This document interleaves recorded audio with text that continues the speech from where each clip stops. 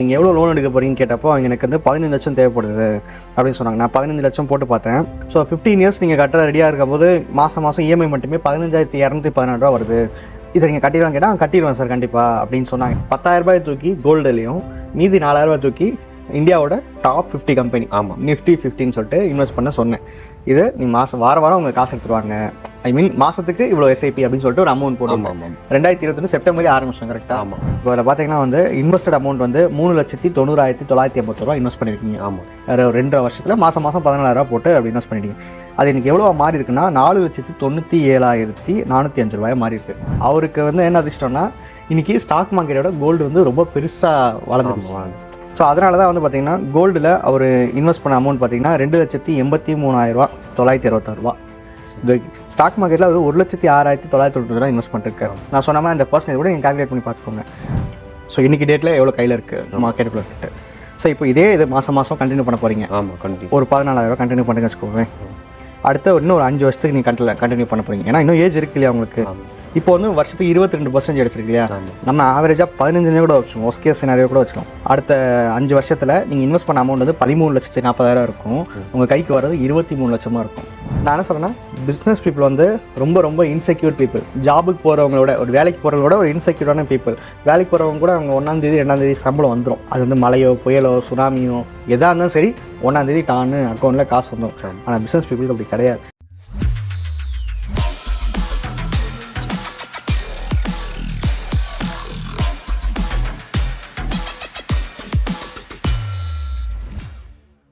Hello friends, welcome to Tamil commerce.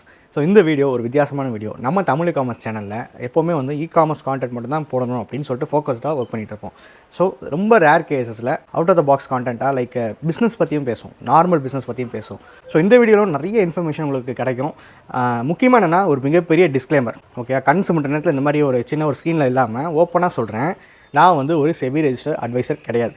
நான் ஒரு financial advisor கிடையாது. அப்புறம் எப்படி இந்த மாதிரிலாம் நான் சொல்லிட்டு இருக்கேன் அப்படின்னு கேட்டிங்கன்னா, இப்போ நம்ம சர்க்கிளே பார்த்தீங்கன்னா ஃப்ரெண்ட்ஸ் கேங்கில் ஒரு சில பேருக்கு ஒருத்தர் வந்து என்ன பண்ணுவோன்னா காரை பற்றி எல்லா விஷயமும் தெரியும். இன்றைக்கி டேட்டுக்கு இந்த கார் இவ்வளோ காஸ்ட்டு, இதில் மைலேஜ் எவ்வளோ, இந்த இன்ஜின் யூஸ் பண்ணியிருக்காங்க, இவ்வளோ சிசி எல்லாமே தெரியும். இன்னொரு சில பேருக்கு பைக்ஸை பற்றி தெரியும். இந்த மாதிரி எங்களோட ஃப்ரெண்ட்ஸ் கேங்கில் இப்போ நான் பார்த்தீங்கன்னா எனக்கு ஒரு ஃபினான்ஷியல் ஐடியாஸ் நிறையா தெரியும். எந்த ஃபினான்ஷியல் இதில் கரெக்டாக இருக்கும், இன்றைக்கி டேட்டுக்கு என்னென்ன பண்ணணும் அப்படின்றது எல்லாமே எனக்கு தெரியும். நம்ம என்ன பண்ணுவோம், ஒவ்வொருத்தருக்கும் என்னென்ன தெரியுதோ அதை பற்றி பேசுவோம். நானும் அதே மாதிரி தான் என்னோடய ஃப்ரெண்ட்ஸ் கேங்லேயும் சொல்லுவேன், ரிலேட்டிவ் சர்க்கிளையும் சொல்லுவேன். அப்புறம் மனோஜும் பார்த்திங்கன்னா என்னோட ஏஜ் குரூப் சேமாக இருக்குன்னா நாங்கள் ரொம்ப க்ளோஸ் ஃப்ரெண்ட் ஆகணும் அந்த டைம்லேயே. அப்போ நான் சொன்னேன், நீயும் பண்ணு மனோஜ், நானும் பண்ணுறேன், நீயும் அதே மாதிரி பண்ண இதான் ஒன்று பெஸ்ட்டுன்னு சொல்லி நான் சஜஸ்ட் கொடுத்து பண்ணேன். அந்த மாதிரி தான் நான் வந்து ஒரு ஃபினான்ஸ் அட்வைஸை கொடுத்தேன். தவிர நான் திரும்பவும் சொல்கிறேன், இந்த மாதிரி விஷயத்தை பேசுறதுக்கு எந்த விதமான தகுதியும் எனக்கு கிடையாது. ஜஸ்ட் ஒரு இன்ஃபர்மேஷன் கான்டென்ட் தான் இது. வந்து ஒரு அட்வைஸ் வீடியோவோ இதை தூக்கி இதில் பண்ணுங்கள், இன்வெஸ்ட் பண்ணுங்கள் அப்படின்ற எந்த ஒரு இன்ஃபர்மேஷன் கிடையாது. இன்ஃபேக்ட் இந்த வீடியோட டிஸ்கிரிப்ஷன் பார்த்திங்கன்னா எந்த லிங்க்குமே இருக்காது. இந்த ஆப்பை டவுன்லோட் பண்ணுங்கள், இதில் போய்ட்டு நீங்கள் இன்வெஸ்ட் பண்ணுங்கள், அந்த மாதிரி எதுவுமே கிடையாது. இன்ஃபேக்ட் இந்த வீடியோ ஃபுல்லாகவே எந்த ஒரு ஏஎம்சி கம்பெனியோ இல்லை ஒரு ப்ரோக்கரேஜோ நாங்கள் ப்ரொமோஷன் பண்ணவே இல்லை. அதுக்கு நான் அண்டர்லைன் பண்ணிக்கிறேன். ஸோ வாங்க வீடியோக்குள்ளே போகலாம். ஸோ வணக்கம் மனோஜ். வணக்கம். இப்போ பார்த்தீங்கன்னா நான் உங்களை பற்றி நீ இன்ட்ரோலையும் சொல்லிட்டேன், ப்ரோமோலையும் பார்த்துருப்பாங்க. ஃபர்ஸ்ட் விஷயம், இப்போ எப்படி பிஸ்னஸ் போயிட்டு இருக்கு உங்களுக்கு? பரவாயில்ல சார், கொஞ்சம் அதிகமாக போய் எல்லாரும் சொல்கிற பற்றி இதுதான். பரவாயில்ல, சூப்பராக போகுதுன்னு சொல்ல மாட்டேன். இல்லை சூப்பராக போகுது, இல்லை பரவாயில்ல அப்படி போகுது. ஸோ இப்போ ஆனால் ஃப்ளிப்கார்ட், அமேசான் மட்டும் இல்லாமல் ஆர்டிஓலையும் வேலை செய்றீங்க. ஆமாம். ஆர்டிஓ ஆஃபீஸ்னால் கவர்மெண்ட் ஆஃபீஸ் இல்லை, ப்ரைவேட்டாக ஒரு ஸ்டெப் பண்ணிட்டு இருக்காங்க. ஃபர்ஸ்ட் விஷயம் வந்து என்னென்னா, ஞாபகம் இருக்கா நம்ம நடந்ததெல்லாம்? ஆமாம், ஞாபகம் இருக்குது. ஞாபகம் இருக்கு. சரி, முதல்ல வந்து இந்த மலம்புழா டேம்ல தான் நம்ம உட்காந்து பேசிக்கணும். அந்த டேம் கீழே உட்காந்து ஷூட்டு முடிச்சுட்டு எங்களுக்கு ட்ரெயினுக்கு நிறைய டைம் இருக்கு, கிட்டத்தட்ட 10:30 மணிக்கோ ஒரு தான் ட்ரெயின். அது வரைக்கும் உட்காந்து பேசிட்டு இருந்தோம். அப்போ எல்லா சில ஸ்டோரி எடுக்கும் போதும் அவங்க கிட்ட ரொம்ப க்ளோஸாக பண்ண மாட்டோம். ஒரு சில பேர் தான் ஏஜ் வைஸ் எங்களுக்கு கொஞ்சம் மேட்ச் ஆனதுனால நாங்கள் உட்காந்து ஃப்ரீயாக பேசிட்டு இருந்தோம். அப்போ வந்து மனோஜ்கிட்ட கேட்டோம், என்னென்னா அடுத்த கட்டமாக என்ன பண்ண போறீங்க, என்ன இது அப்படின்னு கேட்கும்போது மனோஜ் ஒரு விஷயம் என்ன சொன்னீங்க ஞாபகம்? ஆமாம், வீடு கட்டணும் போகிறோம் சார் அடுத்த சொன்னாங்க. பட் ஆனால் இது வந்து சொந்த வீடு தானே. அதில் வந்து இப்போ தட்டிட்டு பேசா ஒரு வீடு ஆர்சி வீடு கட்டலாம். இது ஓட்டு பேர் தான், அது ஆர்சி வீடு கட்டலாம், பெரிய வீடு வந்து கட்டலாம். அதுதான் அதுக்கு வந்து என்ன முயற்சி எடுத்துட்டு இருந்தீங்க? அப்போ லோன் போடலாம், எந்தாலும் பிசினஸ் இருக்கு, இந்த லோன் அடைச்சிக்கலாம். அப்போ பிசினஸ் ஒரு லோன் போட்டுட்டு இதில் வேணும் அமௌண்ட் அப்படியே கட்டிட்டு இஎம்ஐ போட்டு அப்படியே போடலாம்னு சொல்லி தான் இருந்தோம். பேங்க்ல போய் விசாரிச்சிங்க, என்ன நினைச்சு எத்தனை வருஷத்துக்கு கேட்டீங்க? ஆமாம், பேங்க்ல போய் கேட்டோம். ஒரு 15 லட்சம் ரூபாய்க்கு லோனு கேட்டோம். அவங்க கொடுக்குறான்னு சொன்னா 15 வருஷம் இல்லாட்டி 20 வருஷம் அடைக்கிற மாதிரி. நீங்க கேட்ட அமௌண்ட் 15 லட்சம் கரெக்டா? ஆமா 15 லட்சம் கேட்டோம். அவங்க கொடுக்குறாங்க, பிரச்சனை இல்லை, ஜிஎஸ்டி இதெல்லாம் இருக்கனால கொடுக்குறாங்க சொன்னாங்க. പക്ഷേ அடைக்கணும், ஒரு 20 வருஷம் அடைக்க வேண்டி வரும், இஎம்ஐ அடைக்கிற மாதிரி வரும். 15 வருஷம் 20 வருஷம் 15 to 20 வருஷத்துக்குள்ள எது வேணா பண்ணிக்கலாம். 15 வேணா வச்சுக்கலாம், இல்லாட்டி 20 வேணும். 15 வச்சா இஎம்ஐ ஜாஸ்தி அடைக்க வேண்டி வரும், 20 வருஷமாகும்போது இஎம்ஐ கொஞ்சம் கம்மியாக வரும் அப்படி சொன்னாங்க. சரி சரி சரி. அப்போ நான் வந்து என்ன விஷயம் சொன்னேன் ஞாபகம் இருக்கா? ஆமா, இது பண்றதுக்கு கடன் அடைக்கிறதுக்கு வேண்டிட்டு ஒரு நாள் இல்லைன்னா வேலை இல்லைன்னா என்ன பண்ணுவீங்க, இப்போது இருக்குது வேலை பரவாயில்ல, இது இல்லாம இருந்தா என்ன பண்ணுவோம்னு யோசிச்சப்போ கொஸ்டின் மார்க் தான், என்ன பண்றோம் அந்த மாதிரி யோசிச்சது கிடையாது. அப்பதான் நீங்க சொன்னீங்க இந்த மாதிரி ஒன்று இருக்கு, பார்த்து பண்றியா, இந்த மாதிரி இருக்கு பண்ணலாமே சொல்லிட்டு. ஸோ ஃபேக்ட் என்னன்னா வந்து நான் என்ன சொன்னேன்னா, இப்போ நீங்க இப்பதான் வளர்ந்து வரீங்க, இன்னும் ஸ்டேபிள் ஆகல. ஸோ நீயும் தம்பியும் 2 பேரும் டெய்லியும் பேசிஸ்ல வேலை செய்றீங்க. ஒருத்தர் இல்லைனா கூட அது வேலை நடக்காது. ஸோ அப்புறம் ஒன்று சொன்ன ஞாபகம், ஒரு தப்பான ஒரு அவசகுணமாக தான் இருக்கும் அந்த டைம்ல சொன்னேன். ஆமா, உங்க வீட்டில் இப்போ 2 பேர் ஏதாவது ஒருத்தர் வந்து பைக்ல போறீங்க, ஏதாவது ஒரு ஆயிடுச்சுன்னா என்ன ஆகும்? அது சொன்னீங்க, கரெக்டாக தான் சொன்னீங்க. அதாவது அது கழிச்சுட்டு 6 மாசம் கழிச்சு அது ஆல்ரெடி நடந்தும் சேர்ந்தாங்க.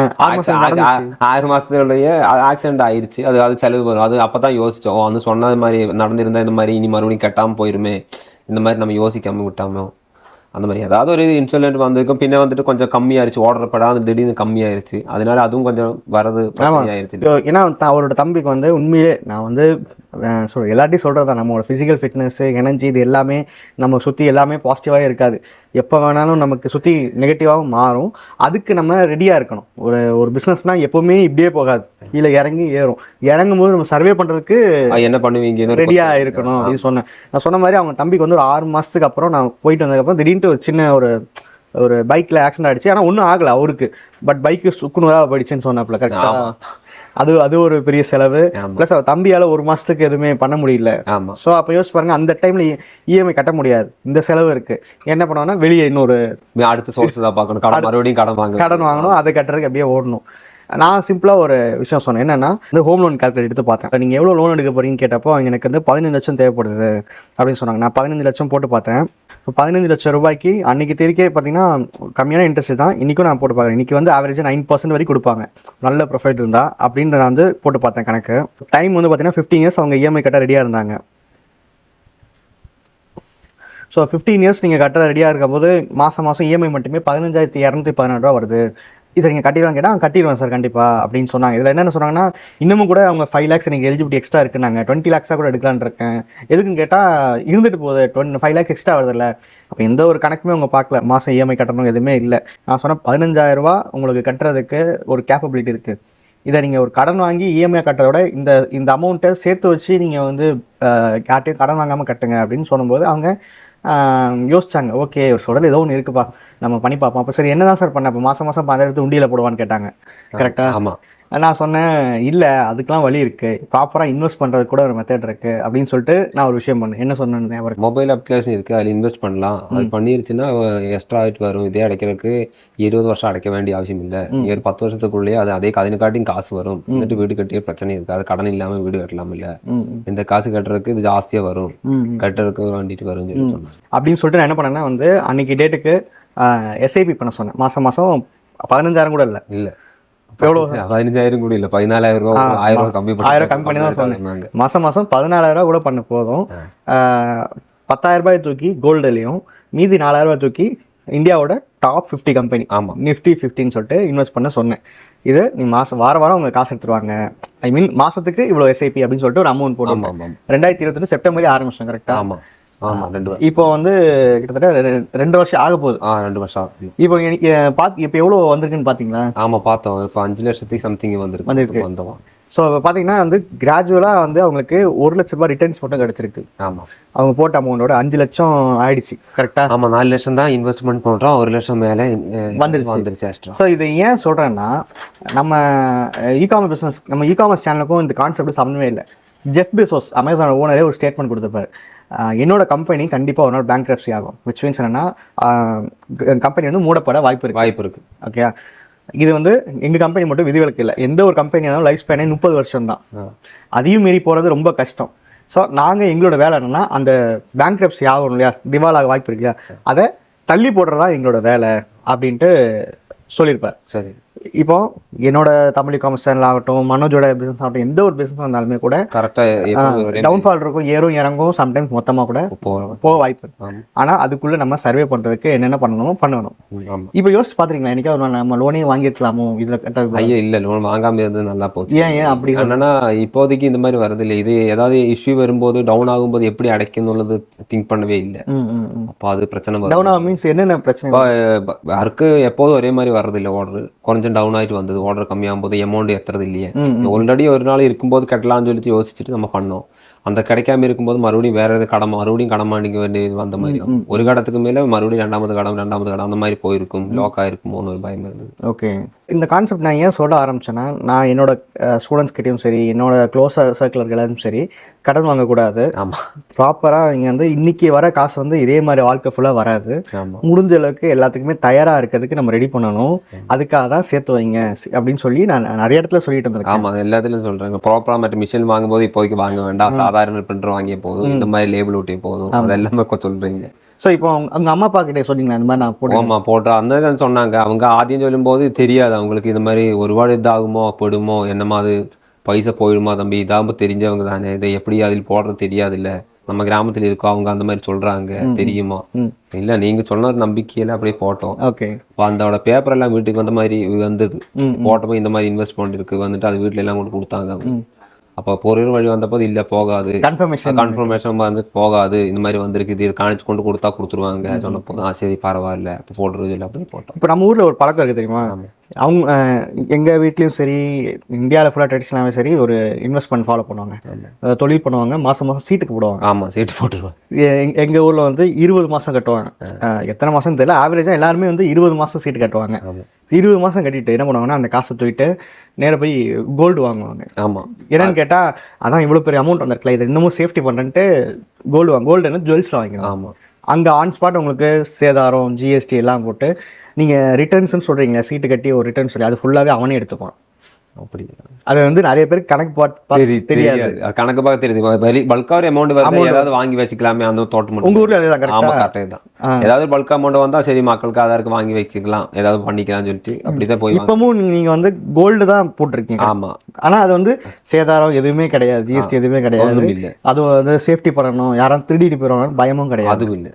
கோல்டு இந்த மாதிரி வாங்கலாம் சொன்ன போது தெரியாது. இந்த மாதிரி சொன்ன போது ஆமாம் அதில் எடுத்து வைக்க வேண்டிய பயப்படுற அவசியம் இல்லை. வீட்டில் வச்சா தான் திரும்ப வரும்போது, இல்லாட்டி வீட்டில் வச்சாலும் ஏதாவது பிரச்சனை வந்தால் கொண்டு உடனே போய் வித்துருவீங்க. அது ஒன்றும் பரவாயில்ல, இதிலே இருக்கும்போது பிரச்சனை. இன்னொன்று வந்து நேற்றுலேருந்து ஒரு விஷயம் சொல்லிட்டு இருந்தார், என்ன தெரியுமா? நல்லவேளை நீங்கள் வந்து இன்வெஸ்ட் பண்ணுறது மட்டும் தான் சொல்லி கொடுத்தீங்க.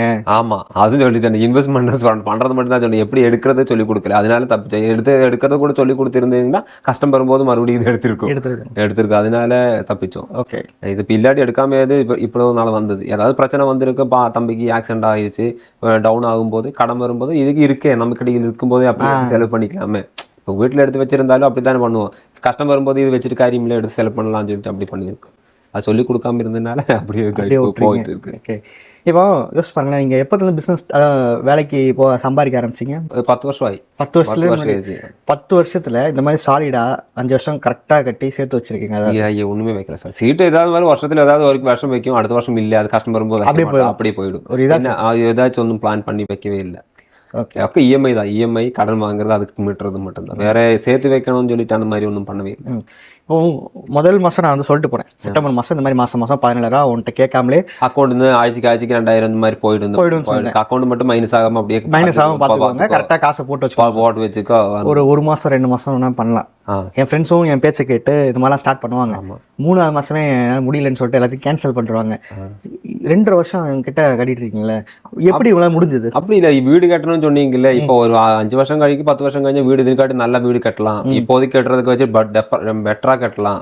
அப்ப இது ஒரு இஎம்ஐ அடைக்கிற மாதிரியே போட்டுக்கலாம். சரி, எதா இருந்தாலும் பெனிஃபிட் தானே சொல்லிட்டு அப்படியே போட்டுட்டே போனோம். இஎம்ஐ அடைக்கிறதால கன்ஃபார்ம் மாசம் மாசம் போடணும். அதுக்கு பதிலா இது இஎம்ஐ நினைச்சிட்டு ஒரு இஎம்ஐ நினைச்சிட்டு அப்படியே போட்டுட்டு விட்டோம். ஸோ ஆவரேஜ் நம்மளோட இந்தியன்ஸோட மைண்ட் செட்டே வந்து வீடு கட்டணும், சொந்தக்காரங்க எல்லாத்தையும் கூப்பிட்டு வச்சு ஃபங்க்ஷன் நடத்தணும். எங்க ஊர்ல அதுக்கு பால் காய்ச்சல் சொல்லுவாங்க, உங்களுக்கும் அவ்வளவுதான்.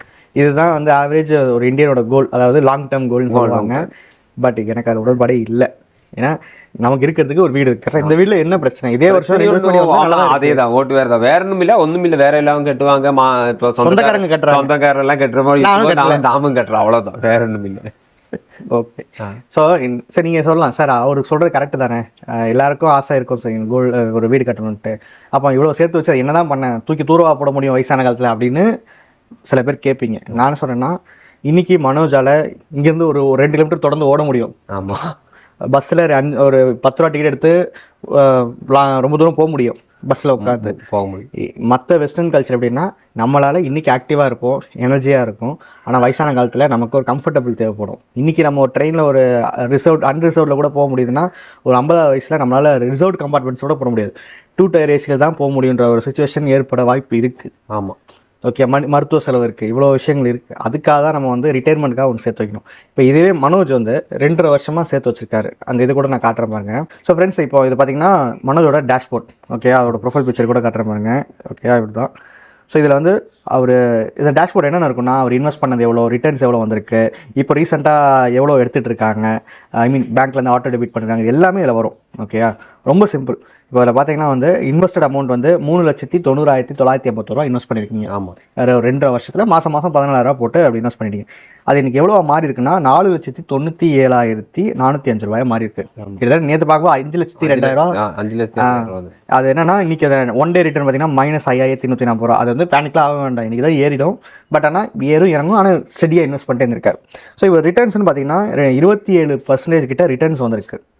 இதில் இன்னொன்று என்னென்னா XIRRனு ஒன்று கொடுத்துருக்காங்க பார்த்தீங்கன்னா, அது வந்து ஆனுவல் ரிட்டர்ன். ஒரு வருஷத்துக்கு ஆவரேஜாக 22% ரிட்டர்ன்ஸ் மட்டும் எடுத்திருக்காரு. அது வந்து ஒரு பெரிய விஷயம். இதே மாதிரி அடுத்த ஃபியூச்சரில் எக்ஸ்பெக்ட் பண்ணாமல் கேட்டிங்கன்னா எக்ஸ்பெக்ட் பண்ண முடியாது. ஆனால் ஆவரேஜாக 15% வந்தாலே, ஆவரேஜாக ஒரு 15% ரிட்டர்ன்ஸ் வந்தாலே அது பெரிய விஷயமா மார்க்கெட்டில் பார்ப்பாங்க. ஆனால் இவருக்கு வந்து 22% வந்திருக்கு.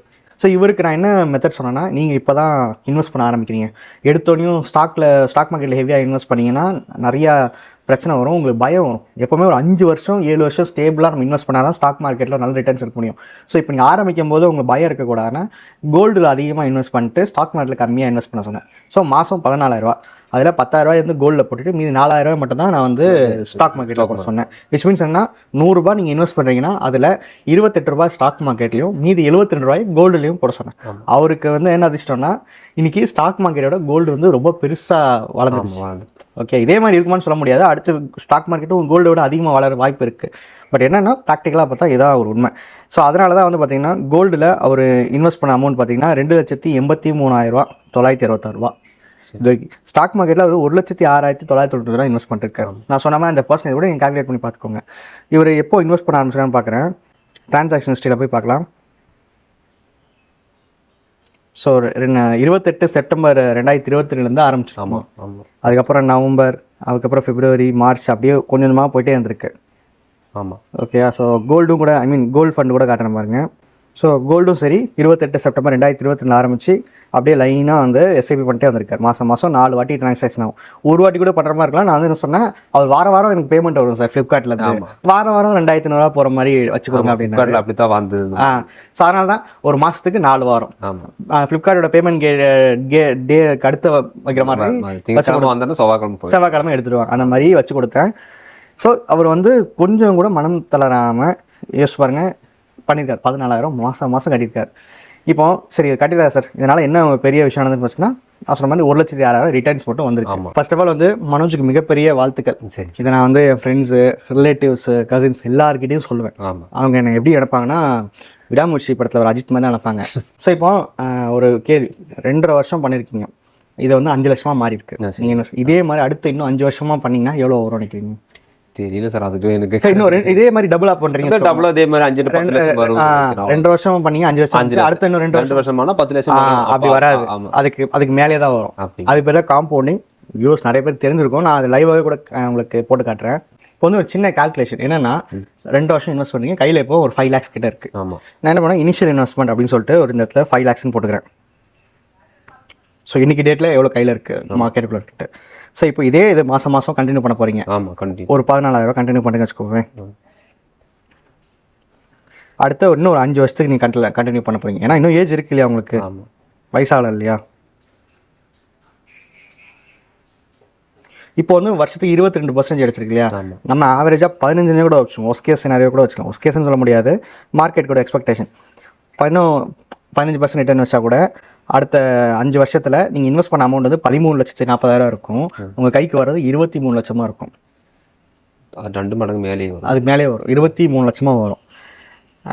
இன்னமும் அதை வந்து அடுத்த ஒரு எக்ஸ்ட்ரா இன்னும் ஒரு 5 வருஷம். ஓகே, நான் என்ன சொல்கிறேன்னா, ஒரு ஏன்னா உங்களுக்கு வயசு இன்னும் 30 சம்திங் தானே இருக்கும். ஸோ உங்களால் கண்டிப்பாக முடியும்னு வச்சுக்கோங்களேன். இன்னும் ஒரு 10 வருஷம் இதே மாதிரி பண்ண முடிஞ்சா, நீங்கள் அடுத்த 5 வருஷத்துல இன்னும் டபுளாக 10 வருஷம் பண்ணுறீங்கன்னா நீங்கள் இன்வெஸ்ட் பண்ண அமௌண்ட் 21,80,000 இருக்கும். உங்கள் கைக்கு வர்றது வந்து 61,21,000 இருக்கும். ட்ரிபிள் மடங்கு வருமா? 61 லட்சம். விச் மீன்ஸ் என்னன்னா, இன்றைக்கி நம்ம 2025 பேசிகிட்டு இருக்கோம். 2035 உங்கள் கைக்கு வர அமௌண்ட் வந்து உங்ககிட்ட ரிட்டர்ன்ஸ் வரது 61,21,000 இருக்கும். ஸோ அந்த 61 லட்ச ரூபான்றது பார்க்குற சென்னையிலேருந்து பார்க்குறவங்களுக்கும் சரி, அதர் சிட்டிஸ்லேருந்து பார்க்குறவங்க சரி, ஒரு அது என்ன பெரிய அமௌண்ட்டா, அன்றைக்கி தேதிக்கு இன்ஃப்ளேஷன் ரேட்லாம் எவ்வளோ இருக்கும் அப்படி இப்படின்னு சொல்லுவீங்க. ஓகேயா? பட் ஆனால் என்ன ஒரு விஷயம்னா, காஸ்ட் ஆஃப் லிவிங்னு ஒரு விஷயம் இருக்குது. மனோஜோட ஊரில் இங்கே கரண்ட்லி வந்து வனிதாலம் ஊரில் நான் கேட்டேன், ஒரு டபுள் பெட்ரூம் வீடு எவ்வளோ வரும்னு கேட்டால் 7,000 வரும்னு சொல்லிச்சு. கரெக்டாக? ஆமாம், அவ்வளோதான் இருக்குது. அவ்வளோதான் இருக்குது. இதே சென்னையில் ஒரு டபுள் பெட்ரூம் வீடு மினிமம் 15,000 20,000 ரூபாய். இப்போ யோசிச்சு பாருங்கள், நமக்கு இங்கே வந்து அவங்களுக்கு காஸ்ட் ஆஃப் லிவிங் ரொம்ப கம்மி. ஆமாம். அங்கே சென்னையில் வந்து ரொம்ப அதிகம், கிட்டத்தட்ட டபுள் மடங்கு கூட வச்சுக்கலாம். இங்கே ஒரு 15,000 சர்வே பண்ண முடியுமா, அங்கே 40,000 கூட தேவைப்படலாம். இப்போது 61 lakhs இருக்குது. அதை பேசிவ் இன்கமாக கன்வெர்ட் பண்ணாங்கன்னா அவங்களுக்கு வந்து அதிகபட்சம் எனக்கு தெரிஞ்சு ஒரு 40,000 வரும். 2035 அதை அப்படியே எடுத்து நீங்கள் ஒரு இதில் ஒரு பேசிவ் இன்கமாக எஃப்டியில் இதில் போட்டிங்கன்னா ஒரு 40,000 வரும் வச்சுக்கோங்களேன். பாண்ட்லேயே இதில் போட்டு வச்சுக்கலாம். 40,000 எவ்வளோ பெரிய அமௌண்ட்? இங்கே பெரிய அமௌண்ட் தான். இங்கே பெரிய ஒரு மாதம் 40,000 ரூபா சொல்லும் போது பெரிய அமௌண்ட் தானே. இங்கே 40,000 ரூபா அதுக்கு இருக்காது. கவர்மெண்ட் ஜோலிக்காருக்கு இருக்குமா தெரியல சார், அந்த மாதிரி. ஓகே, பட் ஆனால் யோசிச்சு பாருங்க, இன்னும் 10 வருஷம் தான் இருக்குது. 2 வருஷம் கட்டிட்டீங்க, இன்னொரு 10 வருஷம் கட்டிங்கன்னா அந்த 61 லட்ச ரூபாய் அச்சீவ் பண்ணிடுங்க. ஒரு இது கணக்கு வச்சுக்கோங்க. 10 வருஷம் உங்களால் பண்ண முடியும்னு நினைக்கிறீங்களா?